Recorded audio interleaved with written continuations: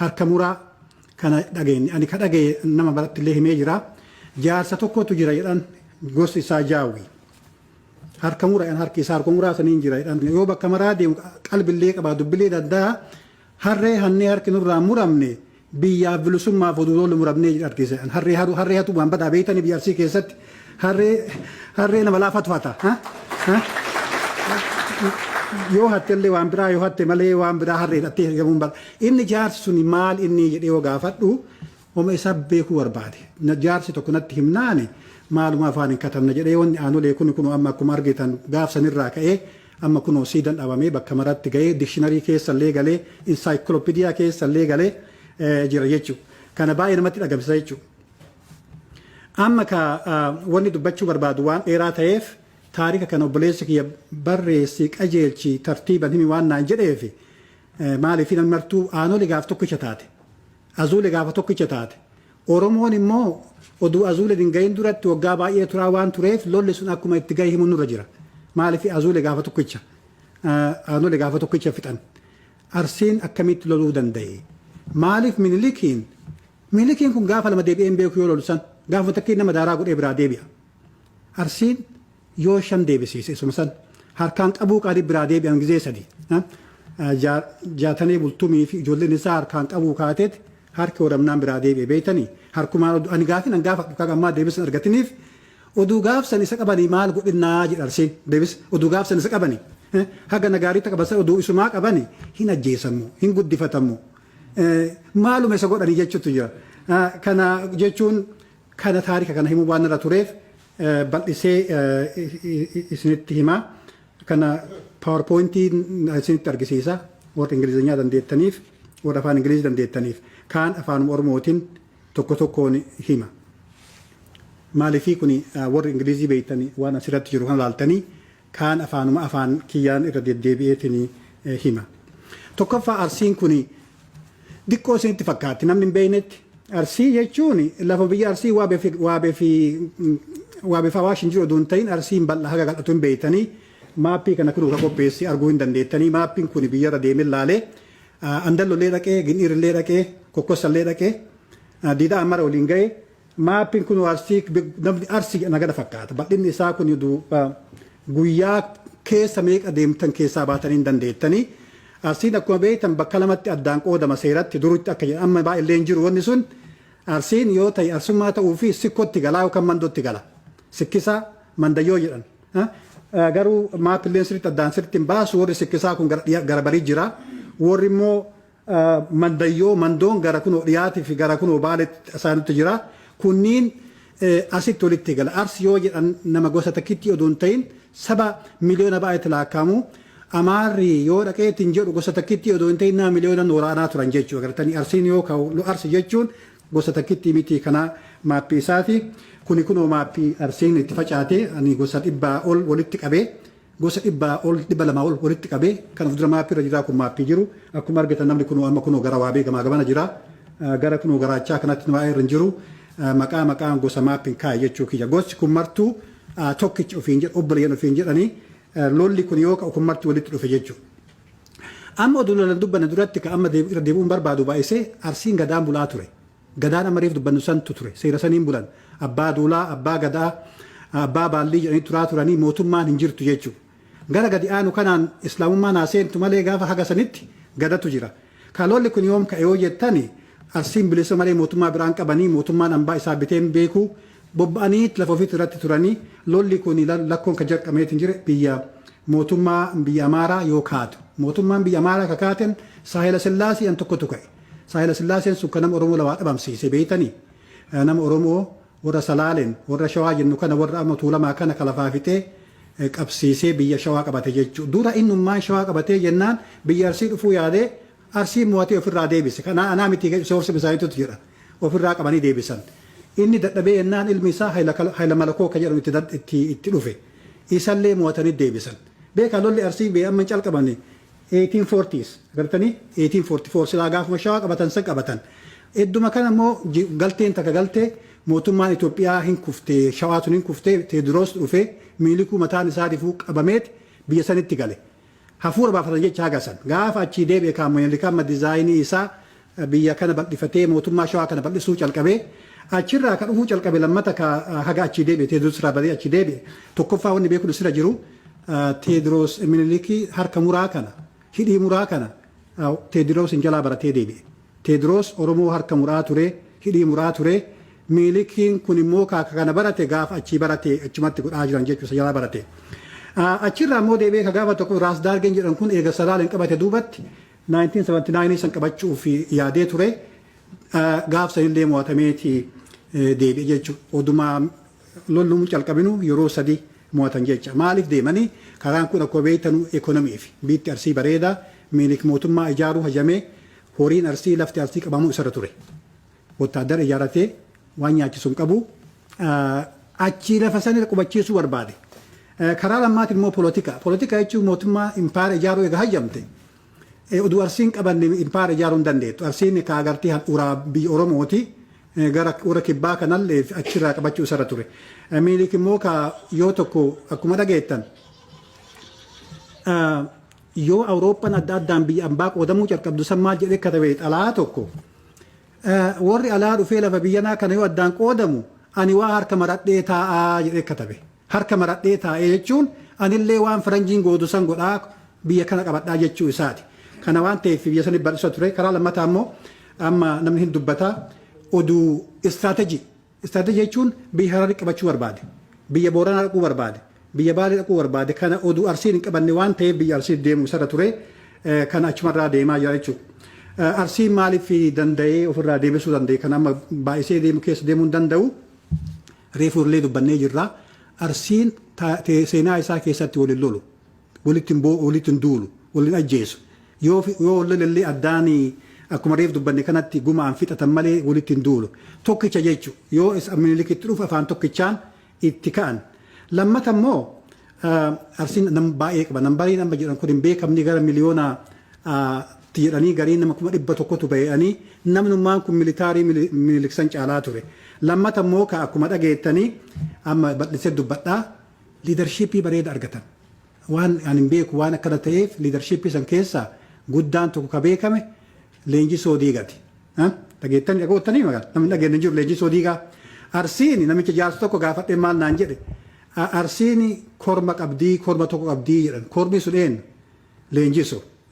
Kormi lama jiru beektanii biyya tokko keessatti Leenjisoo korma sanii inni korma santu isa jechuudha liidarshiippiin sun Arsiin gaafa inni du'e maal jedhan namni dhufee walitti ani badee jedhanii namni boonnan ijaarsi tokko maal jedhee ka'ee dubbateedhaan badee namni ani badee ani gaafa namni du'u lakki jedheen jedhan waan akka leenjoo homuu hin qabne akka midhaan nyaatuun huu hafnee jedha jedhan. Bareeda naa himaa akkasitti akka midhaan nyaatu agartanii akka leenjoo homuu hin qabne akka midhaan nyaatuun huu hafnee jechuudha agartanii.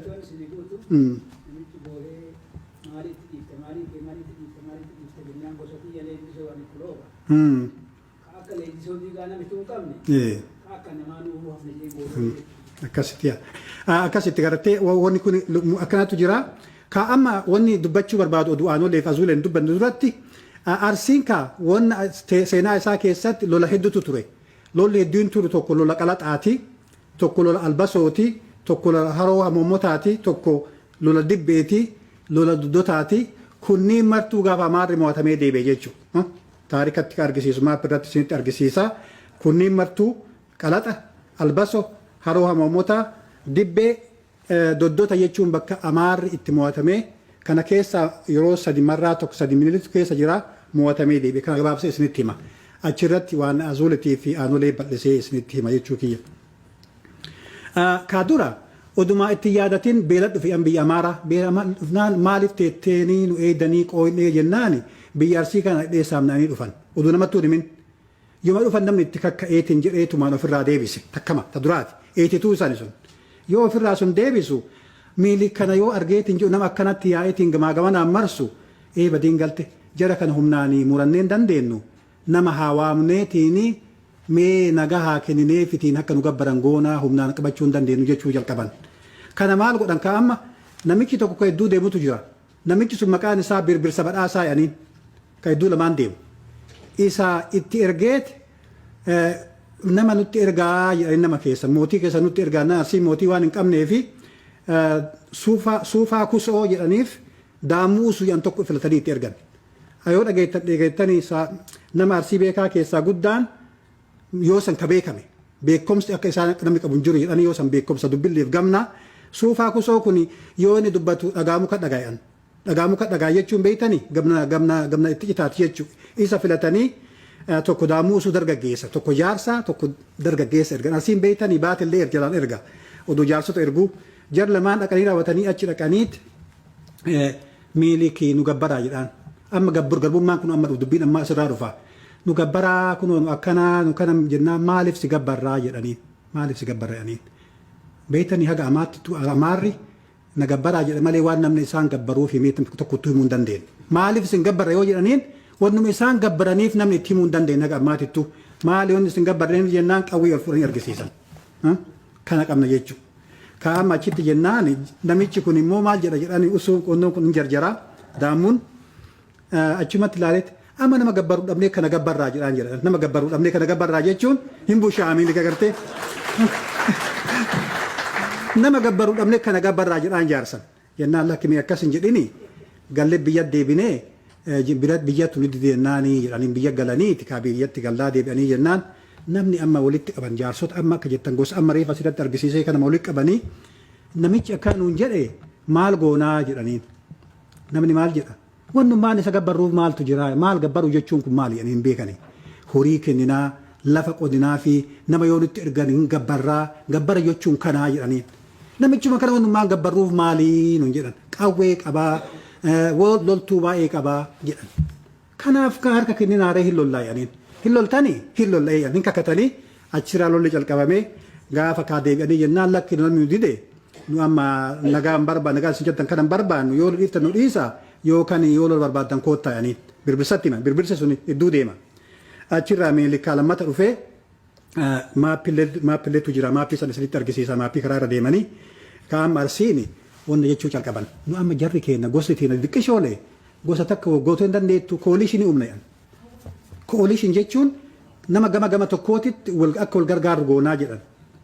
Tokkoffaa amma ka Arsiin bal'aa waan ta'eef coalitioniin tokko warri diidaa walii birmadhaa warri diidaa warri gadabiif sirkaa walitti muradhaan warri immoo caancoo warri gara dhiyaa jiru gara kunoo noorzii jiru gara amman dhaladhe kanaaf gara leenjisoo itti dhalate kana gara olaanu kana ka jiru caancoo jedhanii Arsiin goonnoo wal waamti waayyuu jedhanii caancoo jedhanii diidaa bakka jiru ni wal caancoon wannoo tokko haa ta'uu jedhan koolishinii tokko haa ta'uu jedhan nu martuu akka dhufee nu bira tare yoo nu bira tare isinirraa dhaabnaa yoo isinirraa dhaabuu nu dadhabne ofirraa eega yoo isinirraa waraanee horii isinirraa hatee dacha'e nu gamanatti eenaa jedhaniin beektanii koolishin jechuun walii kalatee jira kun amma Arsiin martuu diqqaa guddaan isinitti argisiisaa beerillee qooda keessa fudhatte beerri dhageettanii taarika Oromoo keessatti haga ammaa namni kama dhiira callaa dubbata. Biyya Cilaalooti Albasoo keessatti beerri qooda lola keessatti fudhachuu evidansitu jira. Faranjitu argee faranjitu waan katabe isinitti hima.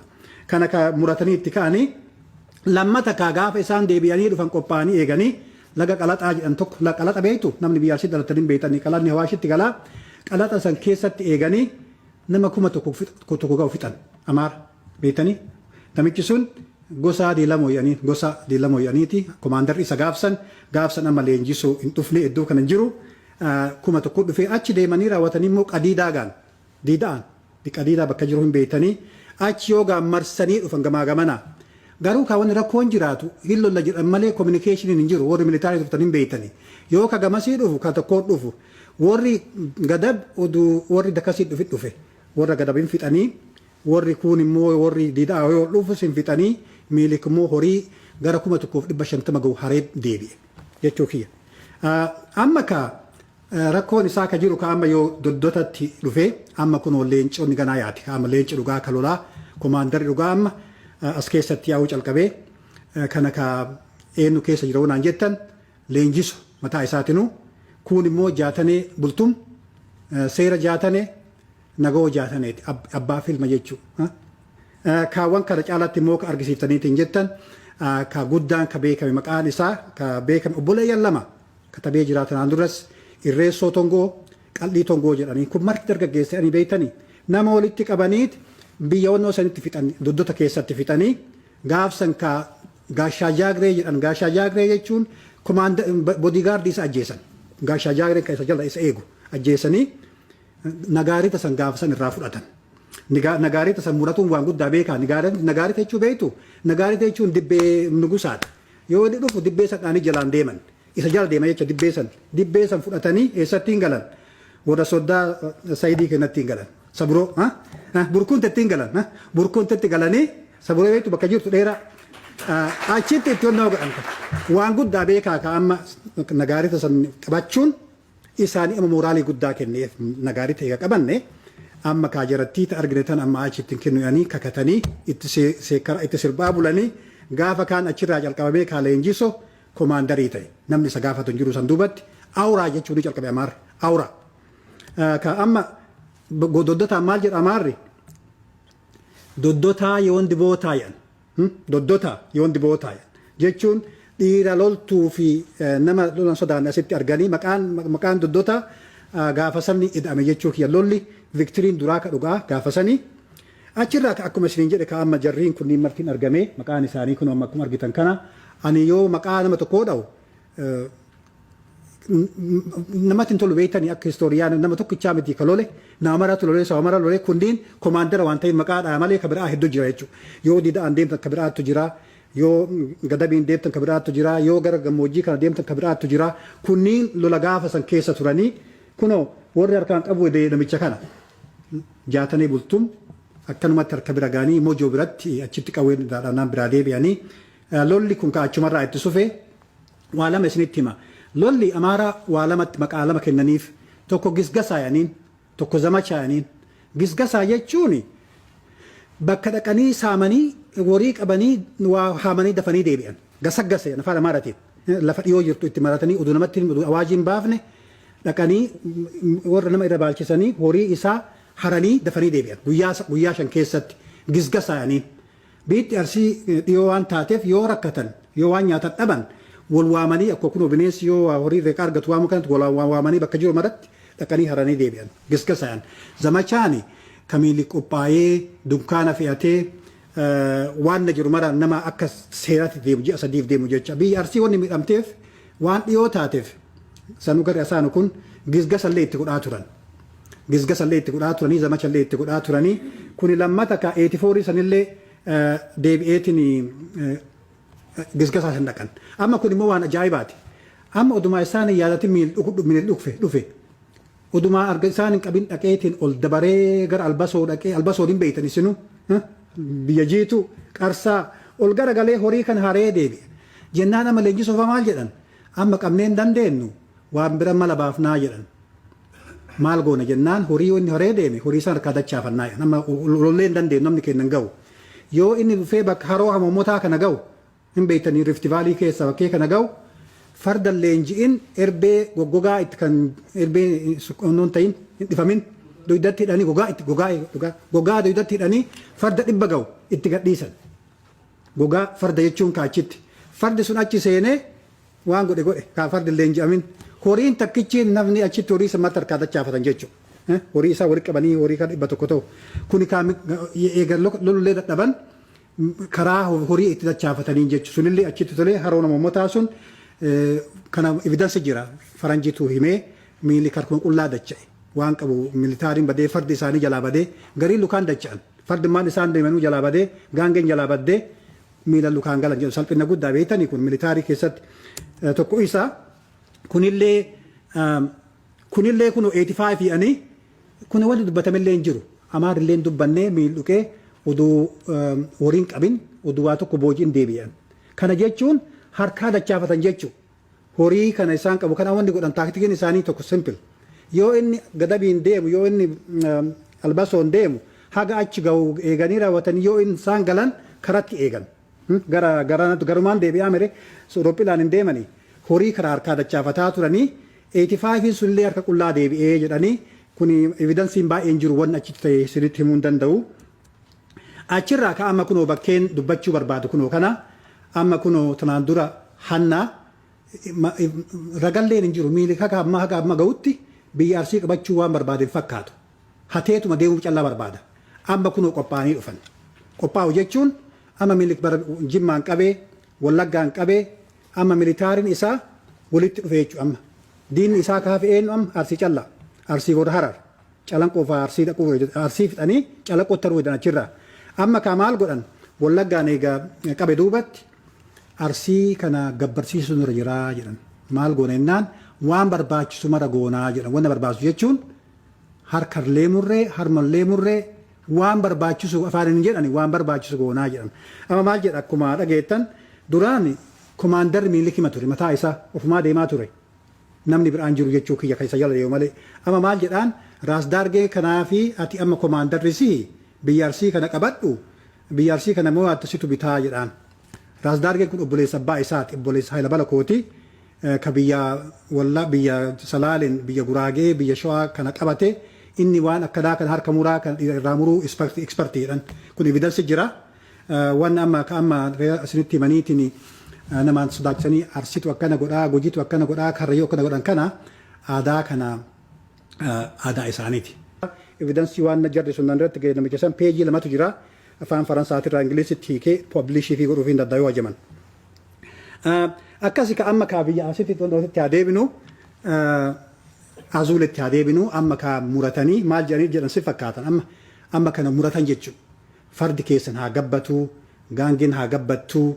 Namni marti ka qawwee qabdan ka qabdee qayboo qabdan tokkichi nafinaa koottaaniin gaafa abboo kun asirratti hin argitan yoo arguu dandeetta. Abboo jechuun faasikaan bayee torbaan tokko jechuudha. Faasikaa bayee asitti tolaa agarru jedhan. Faasikaa bayee kan amma kun awaajii guddaa beekaa lolli namni jiru mara nama qaban nama jiru. Amaara ka ta'e isaan jala deemu mara fidanii qophaa'anii ka'anii Arsii duula calqaban. 86 beekaa amma kun amma loluma jira. Amma deemanii yoo jedhani deemanii tumaanii Qarsaa keessa deebi'anii baddaa keessa deebi'anii Albasoon dhaqan.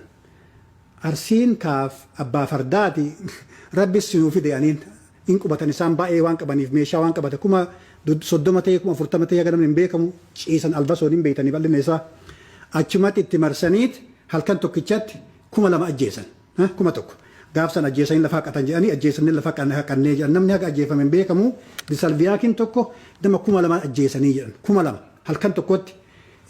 Deebi'aati yommuu isaatu ka duraan waakkatu kitaaba isaa katabu Gabrasillaaseen jedhan nama 700 ajjeesanii jedha gaafsan. Kun jechuun waan guddaa beeka. Namni Arsiin eboon ka'ee Amaara warra hidhate halkan tokkichatti nama 700 kama inni jedhanii yoo fudhanne 700 jechuudha. Kuni ka Arsiin haga ajjeesee hin beeku haga ammaatitti jechuudha. Haalolan malee kan agartanii ciisanii dhufanii addarra waan ciisaniif itti wal guuraniit fixanii haraa galatoon kun yoo beekuu baattan maqaa isaa dhaga'uun ittanii warri warqata keessa dubbatan historiyaan beekame waan ajaa'ibaati namichi kun akka itti dhaga'illee kana mara hin beekamu histiriin kiyya guddaan isarraa dhufe namichi kun 5,000 dhumee jedha gaafsan Amaarri 5,000 waliin taa'aa jedhan waan asii miti. Sun hin ga'u kaa beeka amma Arsiin gaafa lammataa immoo kaa xiqqoo gowwummaallee qabanii keessa gaafa lammatallee itti deebi'an achumatti deebi'anii jennaan gaafa kaa'anii qophaa'anii waan eeganiif nama Arsii fixan. Gaafa lammatallee achitti eega fidhanii deebi'anii amma kaa wanni Arsiin badee lolli Arsii wanni badee yoosan torbaan takkaa lama yoo duulan addaan balanii addaan baffaca'an beektanii akka amma warri sooraa godhuuf kanan turu agartanii walaa itti duulanii raawwatanii waan nyaatan oo fidhatan addaan faffaca'anii qeefii dacha'an gariin baalee ka dhufu achi dacha'aa ka gammoojjii dhufu achi dacha'aa isaan Amaarri haga Arsiin itti duulu san eegatanii huuxa jala ta'anii yoo isaan achi immoo addaan faffaca'an ka'anii deeman. Amma ka Arsiin addaan facaanan torbaan lama ol turee hin danda'anii gadabiin dhaqan. Gadabiif sirkaan dhaqan amma reefu wal gaa maappii isinitti argisiisaa heger maappii kan amma for the first time amma durumarraa calqabee miilik Albasoon keessa taree gadabiin dhaqee asaasan dhaqee kofaleen dhaqee bakka silaa biyya amma Arsii yennuu kana waa beegamana ka jiru qabate jechuu amma qabatanii as keessa gara gariin sirkatti qubatan amma sirka keessa deebi'anii amma daargee raas daargee injifannoo jedhanii Arsiitti azuulee achitti dhiisi ati asuma taa'anii namarraa haaranii ati taa'an biyya deebi'aa ati biyya kana qabatu sirra jiraa abbaa feete waan feete godhi ani biyya deebi'aan amma ka san callallee miti yoo biyyatti amma oduu isin akkuma achirratti hin tarretti waan akka reef isin jedhe sani lola guddaa beekaa dhiirri dubartiin hin hafne Gaafa lola keessatti qooda kudhataa ture kun asirratti akkuma argitan namichi kun Antoonolii aniini biyya Xaaliyaanitii dhufee gaaf sanii miilikii wajji deemaa ture lola san. Gaafa Cilaaloon inni dhaqu amma gaafa Albasoo kana dubartiin fardarra yaabbattee dhiira wajji lolaa turtee jedha. San callaa oduun ta'in yoo namni qabu achitti isaan ajjeesuu barbaadaa turtee jedhan. Akkanatti fakkaatutti ka Amaarri wannummaan gadoo itti qabaateetiinuu harma sammuu reefuu tokkoo kanaaf ta'uu danda'a. Maaliifii itti duulte akkuma dhiiratti ajjeesaa turte jecha kun anaa miti kakata beeka evidensii afaan Xaaliyaan irraa hiikamee namicha gaafsan ija ofiitiin arge gaafa achitti lola sanii san 86 achi taree amma ka deebi'anii gaafa achi deebu ka amma ka lolli dhumu beeka yoo inni achitti Albasotti dhumu yoo inni Albaso irraa gad deebi'u garanatti eegan. Amma maal godha sitti fakkaate halkan marsaniiti ibiddaan guban kaampii meesaan ammallee Leenjisoo keessa jira. Leenjisoo maal jedhaniitis itti dhaadatan.